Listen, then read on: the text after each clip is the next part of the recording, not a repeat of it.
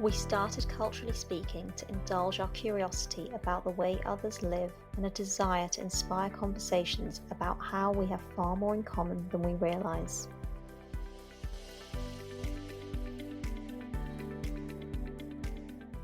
Hi everyone, welcome back. Hey Janice. So this time we are going to talk about something that is near and dear, literally, to our hearts. We've obviously talked about growing up, all the big key milestones in life as you start to become an adult, and your relationship is obviously a big part of that. Or relationships, sorry, I shouldn't be singular, should I? Yeah. Multiple kinds of relationships, or I guess multiple relationships. Exactly. And I think all things love. And we've talked about this on the podcast before. Anyone who's listened to our previous seasons or has gone back over like our IGTV's lives, we've talked about Valentine's Day in different countries. We've talked about, I think, even some like dating norms in like things that we've experienced in our personal lives, but also things that we've seen around us. And I think this is a really interesting one to talk about through the lens of being Asian, both in my sense as an Indian Asian and in your sense, obviously.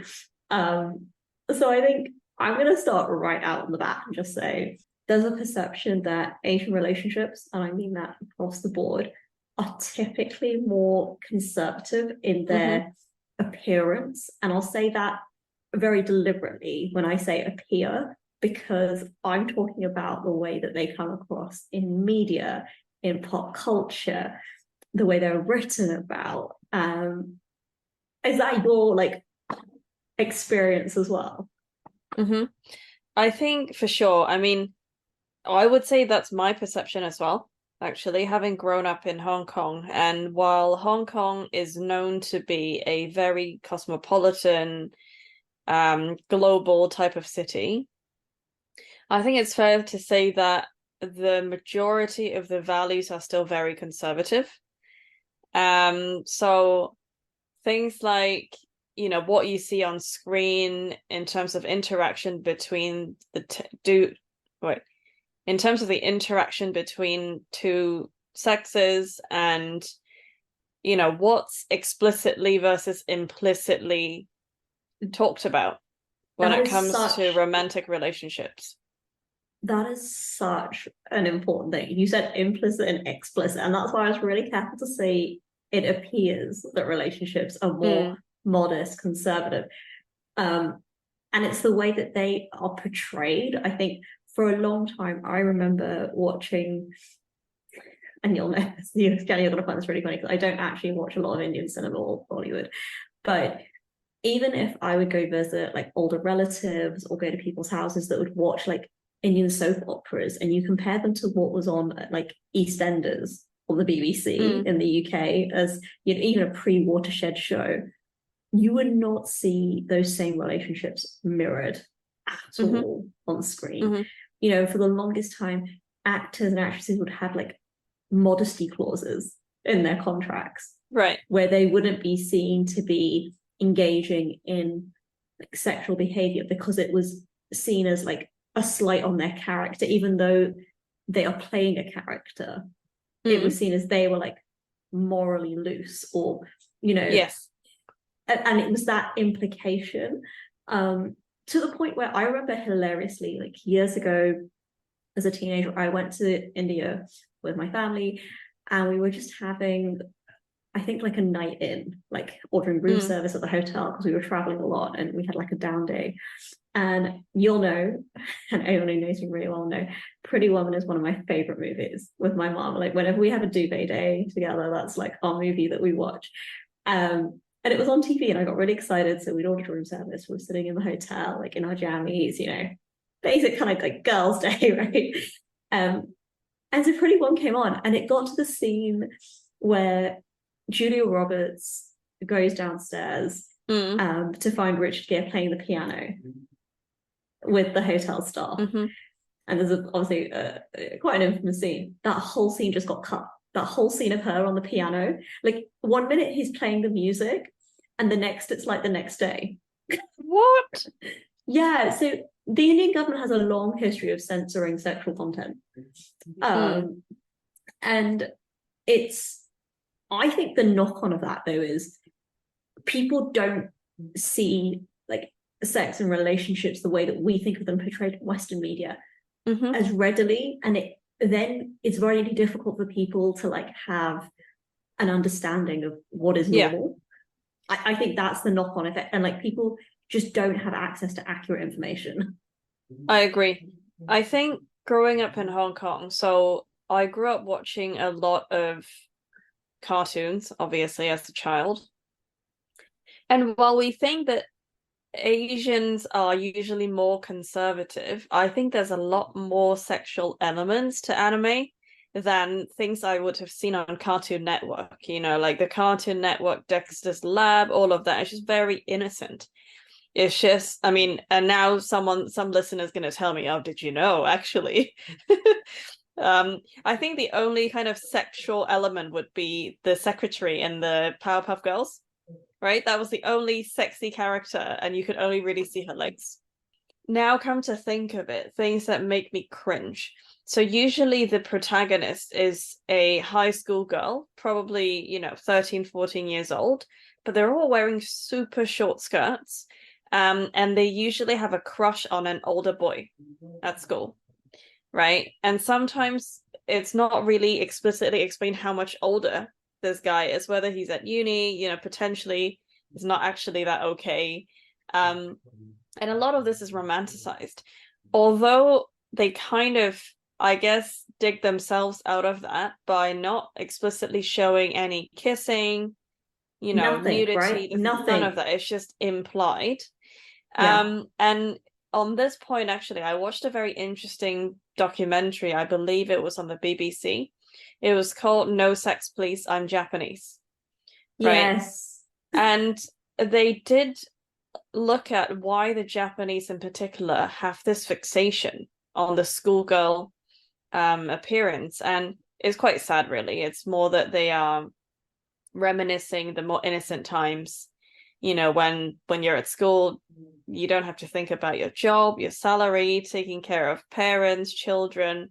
So it's really the experiences you have in your childhood, positive, negative, or otherwise,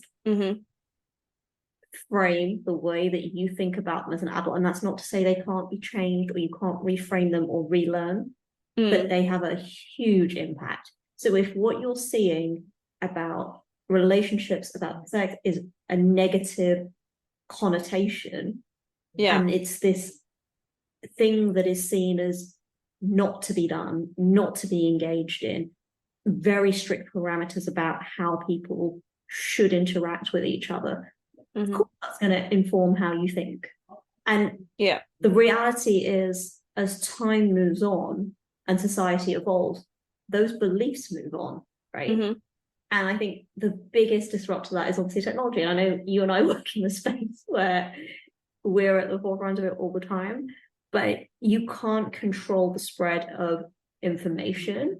You can't censor the way that you used to. And I think what that is creating is what you've just explained, is what people present in public and they think is the public facing attitude they should have is not the one that they are holding in private. And that's the conflict, right? I think that is the challenge. And I think we touched on it as well in an earlier episode about the lack of comprehensive sex education. So I think I could not talk about relationships in Indian culture and not talk about Indian matchmaking. Have you watched it? I have. It was excellent. From an entertainment perspective, yes. Obviously. Look, for anyone who's not watched it, it's an Indian reality TV series. I think it came out on Netflix a couple of years ago, but essentially follows a Mumbai matchmaker, as the name suggests, Seema Auntie, who has become notorious in herself as a character. But essentially, what I think she's showing, and the show is trying to show people, is the concept of the arranged marriage isn't quite as it was, but it also hasn't gone away, right? Like I said, as society moves and evolves, this idea of an arranged marriage, all it's really doing is evolving. It's becoming more global. It's becoming, I think, more, I hesitate to use the word scientific, but there's more measurables by which, you know, you can quantify, compare, adjust as globally people kind of move around more.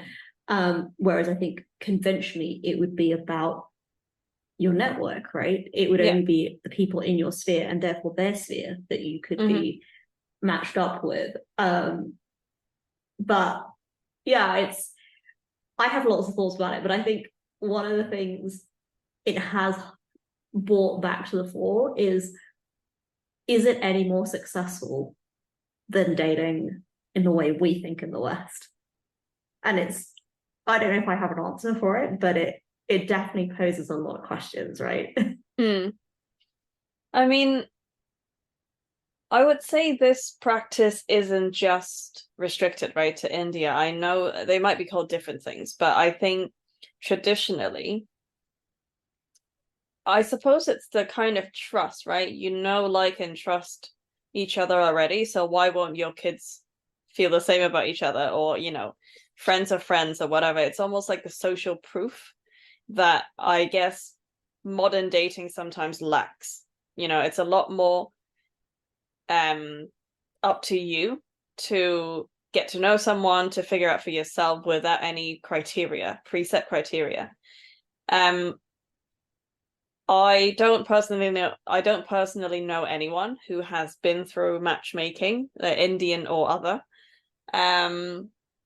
Watching the TV show, right, it kind of feels like it's basically you ticking boxes or whatever on dating apps, but a person is doing that for you, right? And they cut out a lot of the processes in the middle of, you know, is it swipe left or right that is a no?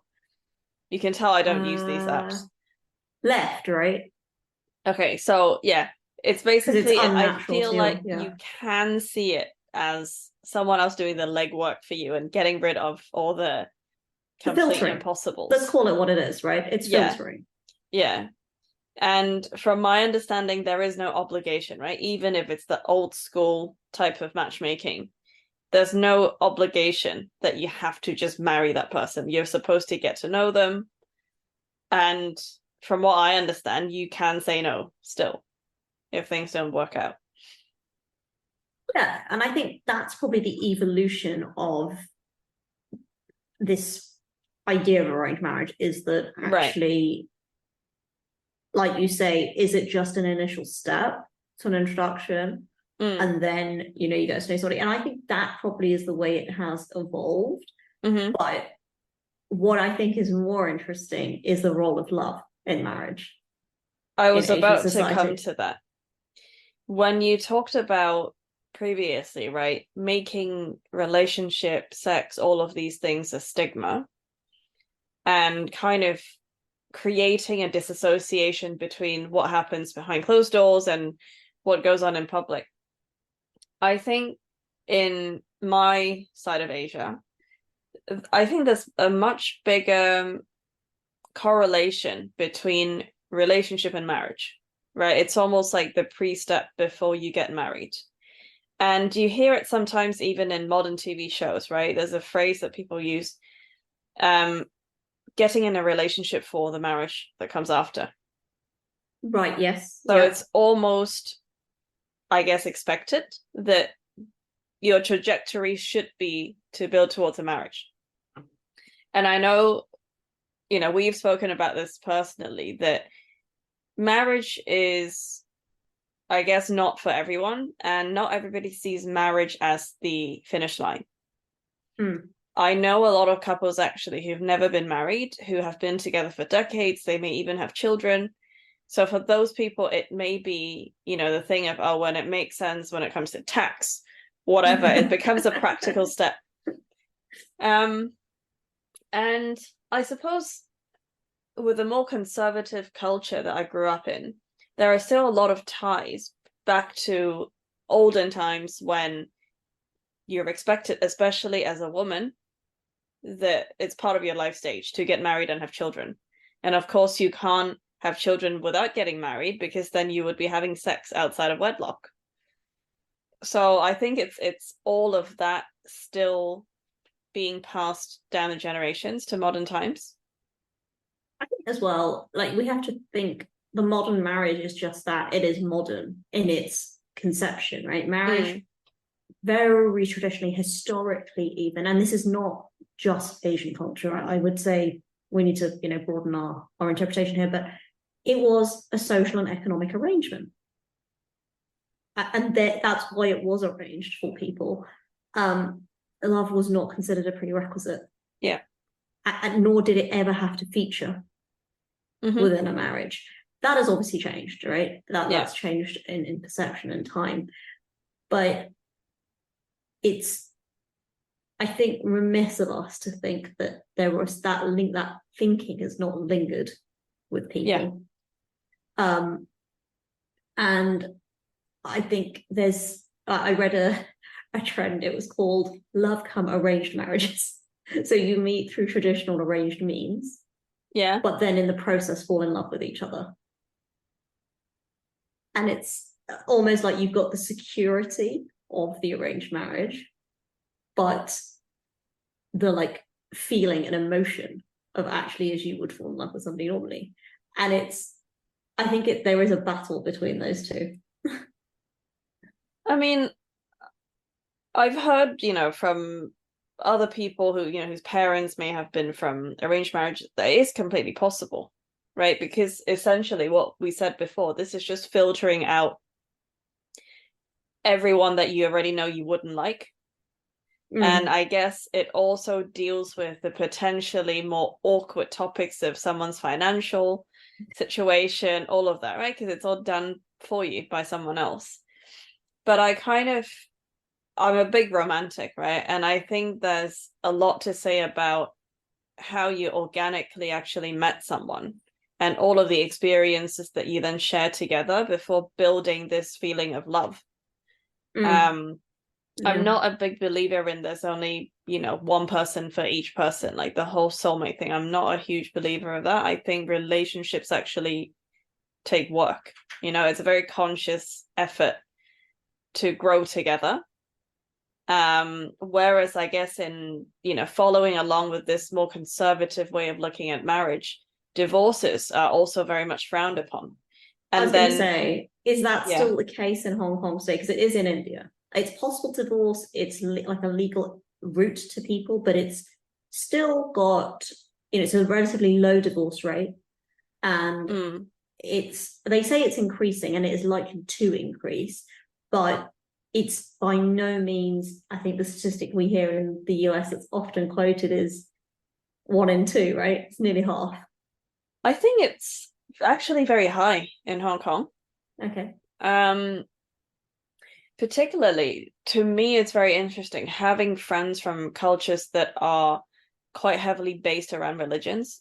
Hong Kong is largely secular. And it is right to say that divorces are still not ideal. But what I see is, it's exactly this disassociation between love and marriage that is causing this problem, I believe.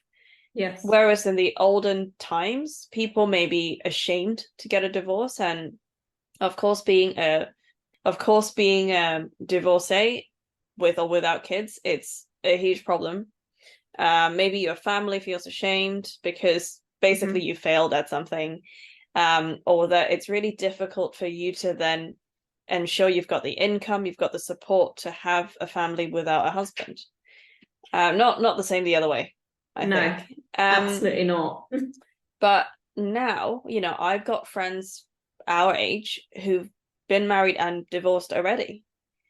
So there's I think it's our generation where we are financially independent, and therefore the interesting thing is, why did the marriage happen in the first place? And I find that for a lot of people in my peer group, it is still that, you're going to turn 30 soon, it's time to get married and have kids. Yeah. And then ultimately they get divorced anyway. So, and that is the shift, Yeah. from the starter marriages that end in divorce versus, I think, even if you go up a generation, there are still people who were not of the opinion that divorce was something that they could necessarily stomach or their families could stomach. And so they wouldn't, initiate proceedings, or how they lived behind closed doors was a different story, but how it presented publicly, again, might have been, a united front. It's interesting you touched on religion. I found this out when I was researching this week's episode. Conversion to another religion is grounds for divorce in India. Really? Yeah. That's so interesting. So if you convert to another religion, that's grounds for divorce. Is that something people still care quite a lot about, in terms of, you hear about like men or women, I guess, marrying into Jewish families, for example, and having to go to Jewish school to learn everything and convert.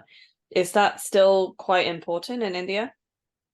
I think there's many religions for a start, so it's hard to know how. Yeah. I think it is. It's a secular, I should say, like the big misconception, but India is a secular country. It's not a religion-based country. So, but I think it has risen in recent years, in all honesty, from everything we read, and that's largely down to political tensions between groups. I don't know if that necessarily shows the way socially people are living. In terms of conversion, I mean, I can only really talk about my religion. There is no process to convert in Hinduism. There is no, ceremony that you describe, like, for example, in the Jewish faith, even in the Islamic faith, right? Those are the two main ones that I know of. I also know of friends within the Christian faith, depending on whether they were Catholic, Protestant, Methodist, different orders of the church. There are different processes for marriage within some sects. So clearly it is a vehicle that's open to people. I wonder, I'm trying to think off the top of my head, who do I know of? I do know couples that are different religions that are married. I don't know any that are residing in India, though, I have to say. They are people who are living abroad, where this probably wouldn't apply. And it's interesting you touched on Charles IV as well. I think the rights of the mother in the UK versus the rights of the mother in India are probably very different. What are they in India? I don't think it's an automatic given that a mother would have primary custody. I think that's still something that she may be seen as, okay, well, if you have a divorce, it's not a given that you would have primary custody, particularly if you initiate divorce, I believe, for the woman. I think you can be penalised. I mean, it kind of makes sense in the sense of, essentially, are you capable of taking care of a child? Right? I feel like it shouldn't automatically be given to the mother. But in the UK, a judge or a family court will inevitably rule for mother and child, unless there's very strong reasons for why that mother cannot or should not look after that child. That is the de facto. So speaking of that, let's talk about gender roles within relationships. Yes, indeed. Let's do it. So I think in Indian gender roles, I mean, we could be here all day. I could write you a book, but conventionally, yes, very, very traditional gender roles. And it probably doesn't surprise you that some of those gender roles, I think, still exist in various ways and means, with even people in our generation. Okay. And I know that's quite a shocking thing to say to some people, but it's true, right? You can't underestimate, again, the influence of watching what your parents do, your grandparents do, and how that informs you. So the man would be the breadwinner, go out to work, it's a patriarchal society, right? And so there's no two ways about it. And women would quite often, manage a home. That was a very key responsibility. You may also work as well, but the responsibility of the home was the woman's. In a heteronormative, a heterosexual relationship, that was the given. And how do people now look at being like a stay-at-home mum? I think when you think about people our age, like and of our education, and I'm saying again, urban educated people, probably is not the norm. Okay. And I think it's worth saying in the UK versus India, right? And I think you'll probably say the same in Hong Kong. Childcare is just such that is the biggest difference. Is childcare is you know how I feel about that. Yes, I do. I think just to kind of state it for everybody else, as though the type of childcare and the options for childcare in India are different. And there are also the options that we're very familiar with in terms of nurseries, creches, babysitters versus, apps, live-in, stay-at-home nannies, things like that. So I would say most people our age and of our educational standing would probably view it the very same way we do here. Rurally, however, you will still find, I'd say even the vast majority of rural women who are not educated, being a stay-at-home mom is probably a very typical role. They may take work outside the home because they need to support the family economically, and that might be, the reality of the situation. But I don't think there's this stigma attached to being a stay-at-home mom that certainly I'm going to start on a limb and say I think there's still a stigma around being a stay-at-home mom here in the UK. I think if I wanted to become a mum, I would love that, actually. I'm not talking about what you would love. I'm talking about the way people perceive it, right? I'm not talking about the desire to be. Of course, the desire to be or not to be is incredibly personal and also driven by, frankly, for a lot of people, money. But that aside, let's say that wasn't a consideration. I still think people do look at women who choose to be stay-at-home moms and think, why? Or, I've heard it said in circles, that I socialize in, that's such a waste of her education, or she was so brilliant at her job, or she was so accomplished.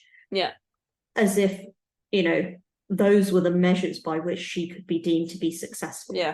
And that's why I say I think have heard of that.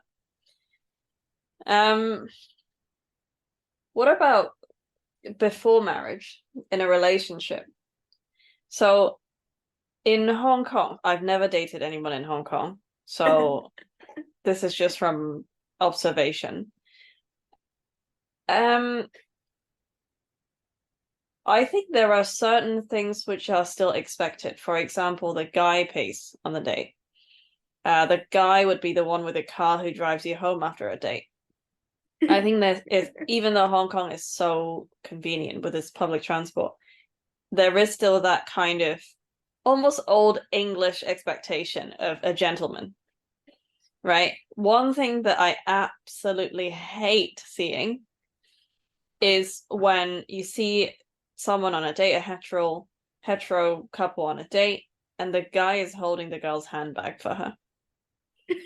Like, that's why I draw the line. It's like, guys, it's all right to be, gentlemen, whatever. But I just don't really like seeing that, because it's almost like too extreme of an opposite of basically the guy's your slave. Where does that come from, though? Like, where does it come from? Like, here, carry my handbag. I can't carry it myself. Like, what is that? I have no idea. And just jumping a little bit back to, I guess, with or without the marriage, right? If the girl is the one who's financially more achieved, usually the guy gets a lot of stick for it. I love how you put that in such an eloquent way, instead of just being like, if the girl's richer than the guy. Gotta be considerate. There's actually a phrase in Cantonese called "sik yun fan." It means you are eating mushy rice. And that refers to the guy who's getting everything paid for, who doesn't really need to do anything, contribute to the relationship. So it's like Crazy Rich Asians, where the husband Yes. of Gemma Astrid's Chan. husband. Yeah. Yeah. And Yeah. she has to hide all the shopping. Yeah. And I think other than that, I mostly it's similar in terms of the stay-at-home mum mentality. I think especially in Hong Kong where it's very, very normal for both parents to be working because cost of living, etc. Quite a lot of times in media, TV shows, movies, women who choose to be stay-at-home mums are portrayed as, the raggedy, no makeup, look older than her counterparts, cracking skin on her hands because of washing dishes. Like, it is quite extreme, actually. Whereas they will show some, maybe politician's wife who's a diplomat or a barrister, and she's in full-on makeup, heels, but also managed to get her kids into the best schools. Like, it's quite polarizing, actually. So yeah, I think a lot of that hasn't changed with the times. Yeah. It's interesting you talked about dates. Like I again have not ever dated anyone in India. But the things that I have observed and like I see depicted. So group dates are a big thing. What the hell are group dates? So like you go out with a group of friends, he comes with a group of friends, and you all hang out together. But And what it's if like you a end up group. liking his friend? I don't know, but like it's not necessarily the trend for like a one-on-one. Do you know, like I couldn't imagine going out with a group of friends now at this age. I'm not like I think when you're like much, much younger, people do go out with like a whole group of friends, right? I think we just call that Freshers Week. I don't mean like that. I mean like even in high No, I school, know. people would have like a group of friends, and then they would like the guys would come with a group of friends, and everyone would hang out. And to me, that's just a group hang, and then Yeah. maybe people that then like each other. But yeah, this group dating, I guess it's Hold more on. So informal than an actual date. are the couples like pre-assigned? Like, do they know who they're meant to be dating? I don't know, but I do see. I mean, I would assume so after a while, right? Because then it just becomes, I guess, you know how like people here go on double dates, but imagine like multiple couples together. Yeah, but when you go on a double date, you're in your couples. That's what I mean. I think over Right. time, people probably do, but maybe Oh my initially God. not. Imagine you like invite a girl and then she ends up liking one of your friends instead. That probably does happen. I bet you it's drama rama on group dates. um, Arranged dates, apparently. So this is like where like parents set it up, or family friends set it up, or family members. Those I think are the more like, do you know when you had the word of like dating with intention or dating for marriage, as I've sometimes heard it described? I think it's those kind of dates. Very feels limited. Too much like an interview, you know? Well, but that some people say like it is very transactional in that sense. Yeah, I suppose like it or not, it's pretty clear, right? Like, I guess the intention, there's no ambiguity around, oh, is this a date or is it just a coffee? Like, you know what's happening. I heard this Christian influencer say it. She was like, guys will take your attention with no intention. I'm just like, that's brilliant. I know. So yeah, guys, take intention, not attention. Very limited physical contact though, and I think this comes back to like PDA. In the early stages of a relationship, like I think there's still a very big emphasis on like modesty. Yes, you wouldn't necessarily expect like, to quote the Sex and the City like thing, the 3-date rule. Yeah, so I've always thought that's a pretty sensible rule. But then again, I don't have a huge amount of dating experience. I just thought pretty sensible.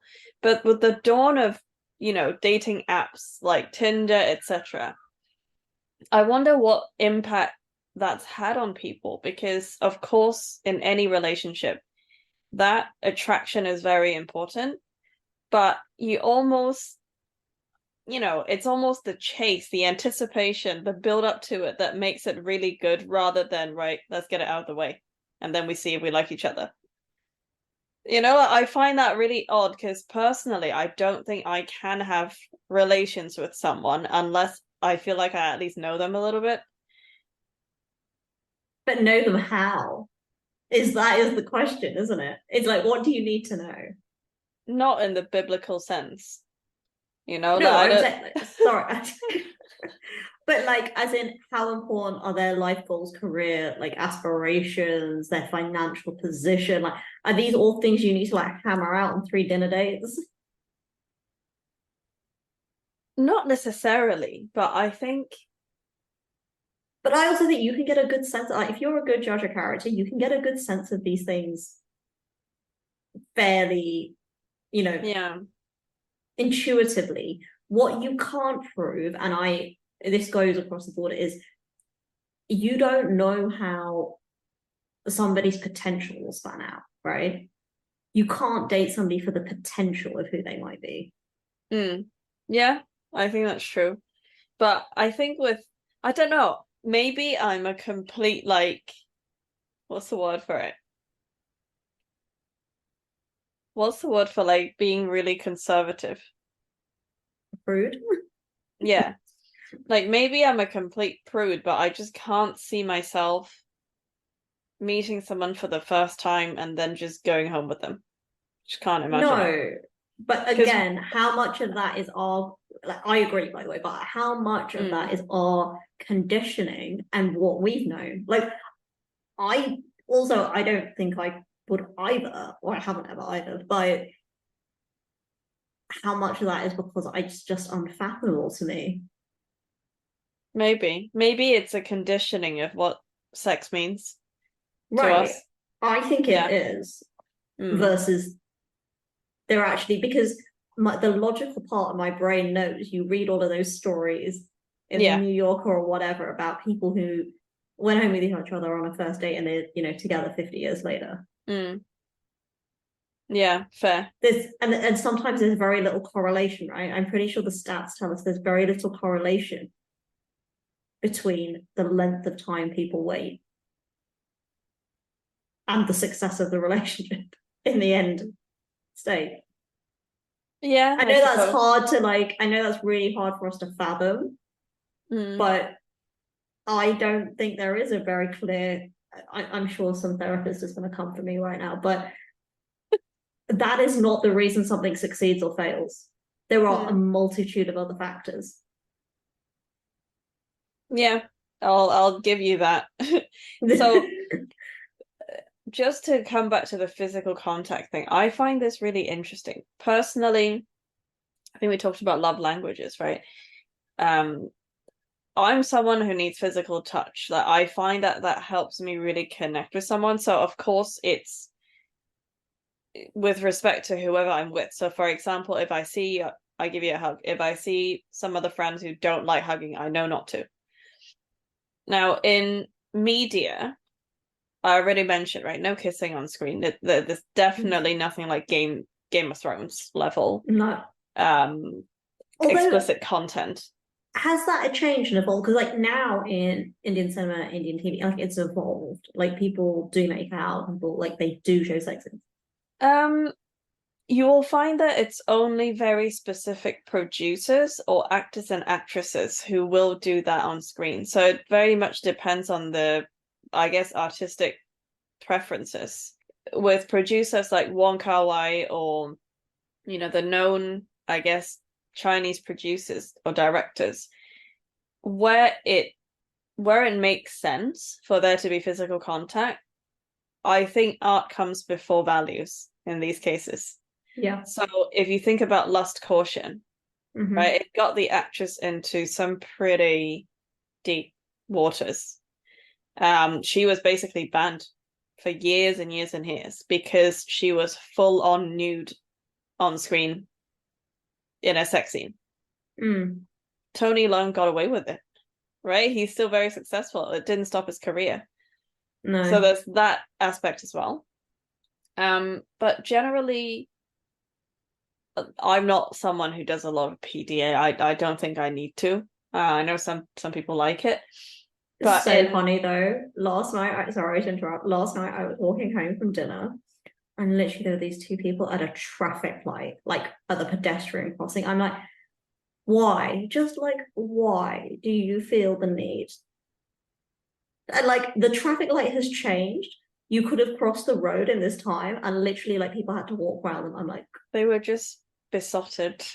grim, absolutely grim. Anyway, carrying on. Because for me, I kind of feel like that's something I'd expect or accept if you were like 16, and you've just got all your hormones raging and whatever, you're doing it for clout, maybe. I don't know. These were not 16-year-olds. I'll just like put that into the subtext. It was so grim.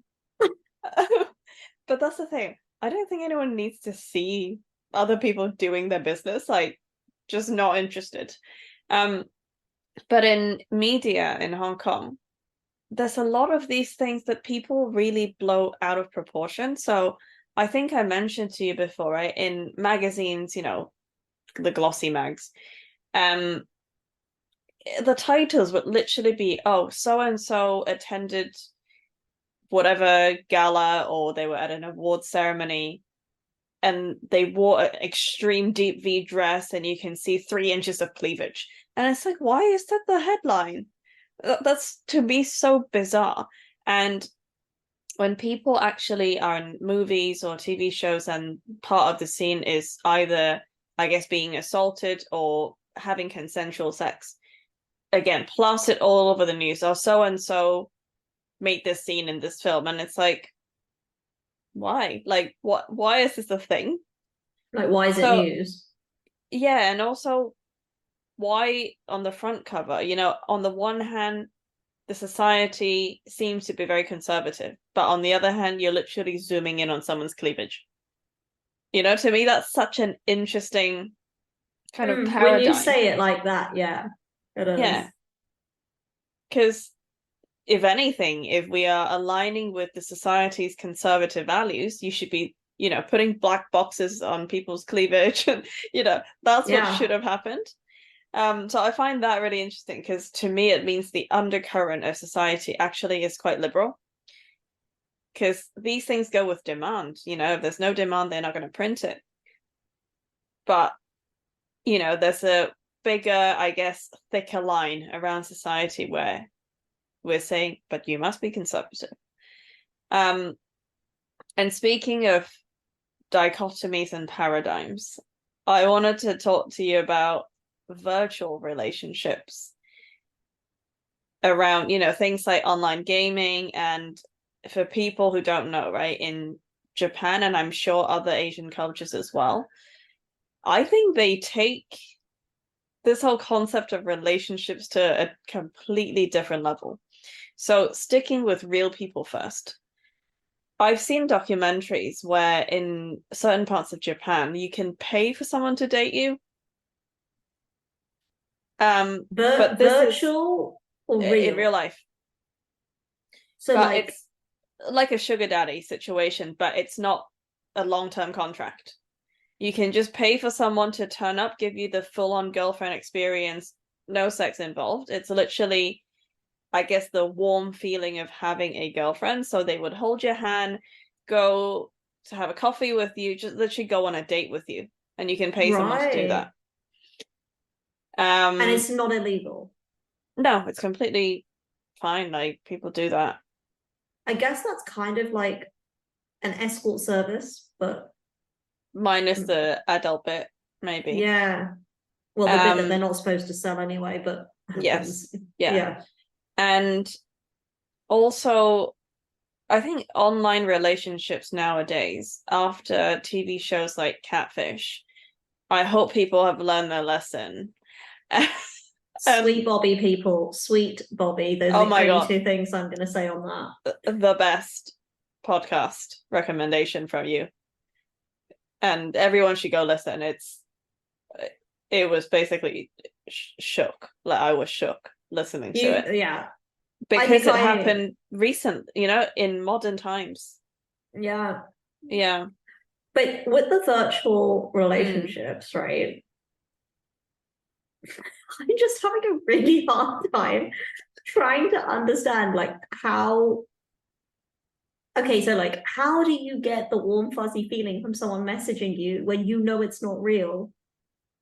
This isn't like So a chat room. This is first like there's an two AI. types that we're talking about, right? One is the chat room thing where, back in the day of AOL and Yahoo, people are already doing it.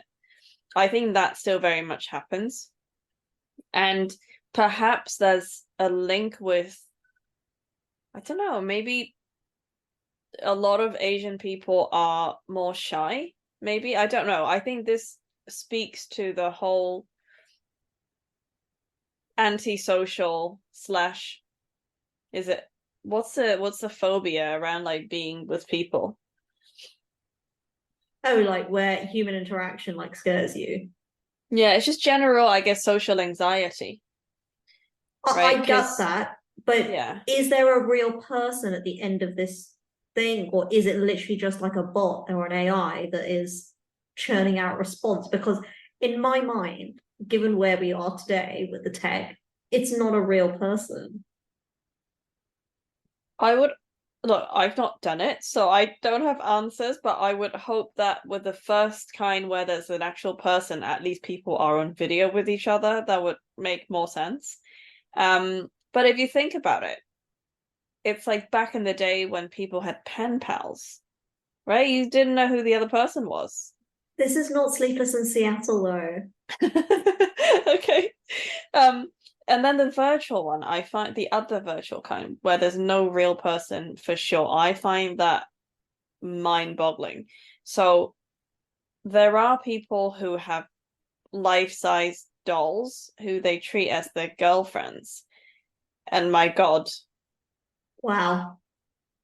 no, like, okay, no judgment on kinks, no kink shaming. I think generally that's my principle, but it does seem incredible, right? That they've essentially created an entire universe in their head where this was a real person.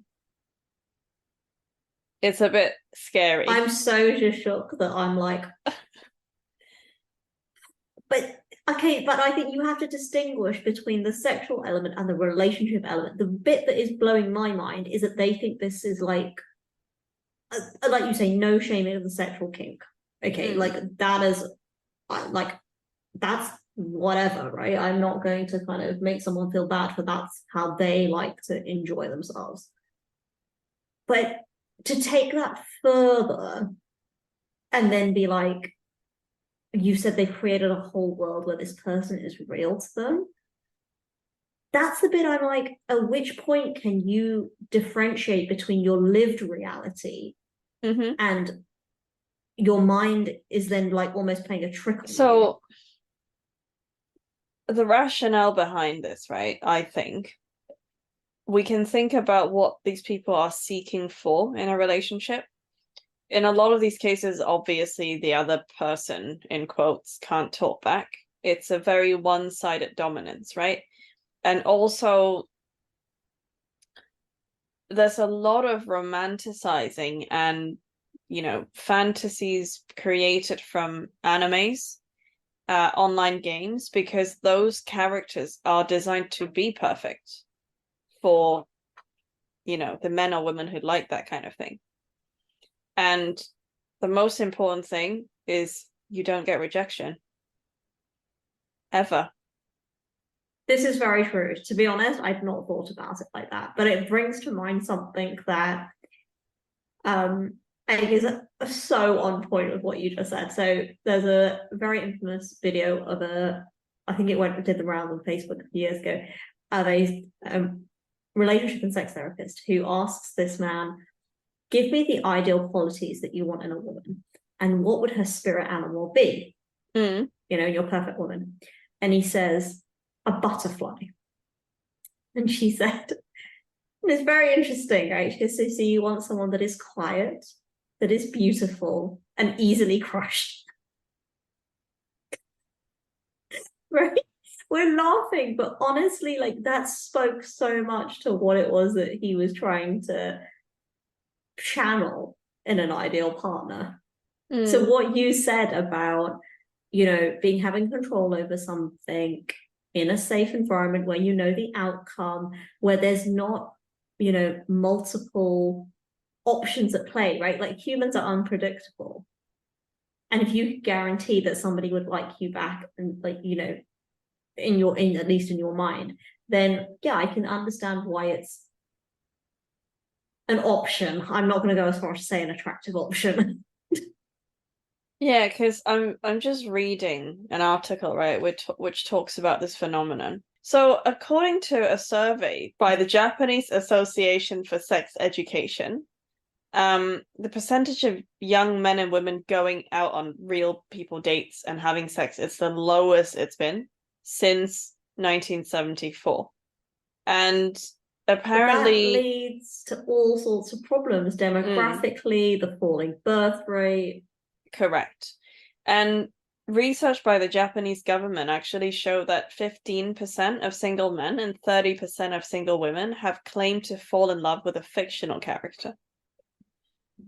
Right? And just a quick sidebar, while it's not virtual, I'm actually seeing this trend in people basically calling K-pop stars their husbands or their boyfriends. It is a thing. That like fangirling or fanboying really hard. They feel that much, I guess, affection that they'll be, oh, this is my husband. And, they do all the things a normal girlfriend or boyfriend would, like have the other person's photo on their phone.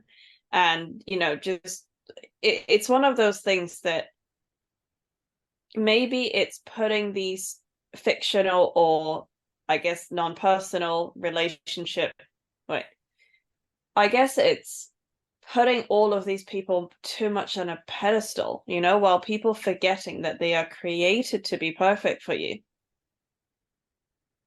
Think about all the celebrities, right? They are created to be perfect by perception. That's why they are famous. But that's how they get stalkers. Do you know the ones that convince themselves that they just are absolutely destined to be with this person? Didn't who's that actress who did Miss Congeniality? Sandra Bullock. Someone broke into her home. Yeah, and that's what I fear, I guess, around these non-personal relationships, is that the fantasy can perpetuate into something very different. And that's what I went back to that point of, at what point can you distinguish between the lived reality and the made-up fiction that you're living in, thinking it's real? There's a slang term in Japanese called moe, for those who fall in love with fictional characters. And actually, I don't know if you know this term. There's a term called otaku. And it's kind of people who usually are interested in anime, manga, and basically are always at home, like that kind of people. And I don't know, I find this, I guess, because neither of us actually have done this.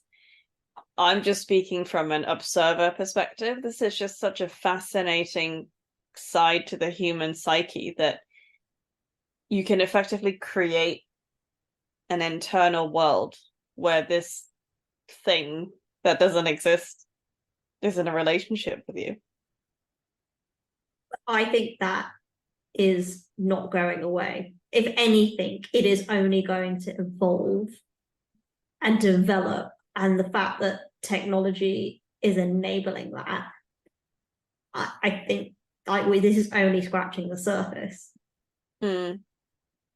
Which is both terrifying and fascinating, just from an observatory perspective. But I just don't think you can replicate human touch and contact and the way you feel. But no, I think you can be tricked into thinking that, though, very easily. Yeah, and I think I just find it really boring, if like my boyfriend is a robot and there's a script that he follows. I think I'll just find that so underwhelming. Just imagine if you were like always right, though. It would be like so satisfying, but then there'd be like no argument. Yeah, there'd be no conversation really. There's no exchange of ideas. There would be. There'd be an exchange of perfectly generated ideas Mm. that agree with your viewpoint. And on that note, we're going to wrap it up this week, and do come back next week for a completely different topic on being Asian. Subscribe, rate, and review on your favourite podcast platform, and follow us on Instagram at Culturally Speaking Podcast. You can also check out our website, culturallyspeaking.co.uk, for a transcript of this episode. Share your stories or your show ideas with us by sending us an email at theculturallyspeaking@gmail.com.